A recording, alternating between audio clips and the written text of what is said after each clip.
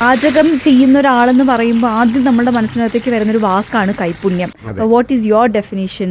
ഞാനത് ആദ്യം കൈപുണ്യം എന്നൊക്കെ പറഞ്ഞത് ഭയങ്കരമായിട്ട് വിശ്വാസവും കാര്യങ്ങളൊക്കെയാണ്. പിന്നീട് ഈ ഒരു മേഖലയിൽ ജോലി ചെയ്ത് കഴിഞ്ഞപ്പം അതൊരു മിത്താണ് എന്നാണ് എനിക്ക് മനസ്സിലായത്. ശരിക്കും ഇതൊരു പ്രാക്ടീസാണ്. എൻ്റെ മുത്തശ്ശി വളരെ നല്ല ഭക്ഷണം ഉണ്ടാക്കും, എൻ്റെ അമ്മ ഉണ്ടാക്കും എന്നൊക്കെ പറഞ്ഞാൽ അതൊരു എക്സ്ക്യൂസാണ്. അത് അവർക്ക് ഭക്ഷണം ഉണ്ടാക്കാൻ ഇഷ്ടമുള്ള ഏതൊരാൾക്കും, അല്ലെങ്കിൽ നിങ്ങൾക്ക് ഒന്നും അറിയാത്ത ഒരാൾ ഒരു 10 തവണ ഒരു മീൻകറി ഉണ്ടാക്കിയാൽ വൺ ഓഫ് ദ ബെസ്റ്റ് മീൻകറി ആവും. ആ ഒരു താല്പര്യം വരിക, അല്ലെങ്കിൽ എൻ്റെ റെസിപ്പി എന്താണെന്ന് അറിയാം. അല്ലാതെ മടി പിടിച്ച് എനിക്ക് ഉണ്ടാക്കാൻ പറ്റില്ല, എനിക്ക് നല്ല ഭക്ഷണം എൻ്റെ മുത്തശ്ശി ഉണ്ടാക്കി തരുമ്പോൾ അങ്ങനെ പൊക്കി പൊക്കി പറഞ്ഞിട്ടാണ് എനിക്ക് തോന്നി കൈപുണ്യം. ഓക്കെ, ചില കാര്യങ്ങൾ ചിലപ്പോൾ ഉണ്ടായേക്കാം, ബട്ട് ഒരു പ്രാക്ടീസ് ചെയ്യുന്ന ഒരു നല്ലൊരാൾക്ക് അത് ഷെഫ് ആവണമെന്നില്ല, അതൊരു വീട്ടമ്മയാകാം, ആരായാലും കണ്ടിന്യൂസ് ആയിട്ട് നിങ്ങൾ ഒരേ സംഭവം ചെയ്ത് കഴിയുമ്പോൾ അതിന്റെ മാസ്റ്റർ ആവും. ഒരു പരിചയമില്ലാത്ത ഇന്ത്യൻ ഫുഡ് എന്താണെന്നറിയാത്ത ബൾഗേറിയയിലൊക്കെ ഉള്ള ഈസ്റ്റേൺ യൂറോപ്പിലുള്ളൊക്കെ കുറെ ഷെഫുമാരല്ല, അവർ ലണ്ടനിൽ ജോലി വരുമ്പോൾ നമ്മുടെ റെസ്റ്റോറൻറ്റ് വരും, അവിടെ ജോലി കൊടുക്കും, അവർ ക്ലീനിങ് ബോയ് ആയിട്ട് വരും. പിന്നീട് നമ്മൾ പഠിപ്പിച്ചിട്ട് നല്ല ഒന്നാന്തരം മീൻകറി ഉണ്ടാക്കി തന്നിട്ടുണ്ട്. അപ്പൊ എന്ത് കൈപുണ്യമാണ് ഒരു ബൾഗേറിയയിൽ ഒരിക്കൽ പോലും മുളക് പൊടി എന്താണെന്ന് അറിയാത്ത ഒരാൾ നല്ല മീൻകറി ഉണ്ടാക്കി തന്നുകൊണ്ട് ഞാൻ എൻ്റെ ഒരു 10-15 ഇയേഴ്സ് കൊണ്ട് മനസ്സിലാക്കിയ ഒരു കാര്യമാണ് കൈപുണ്യമല്ല,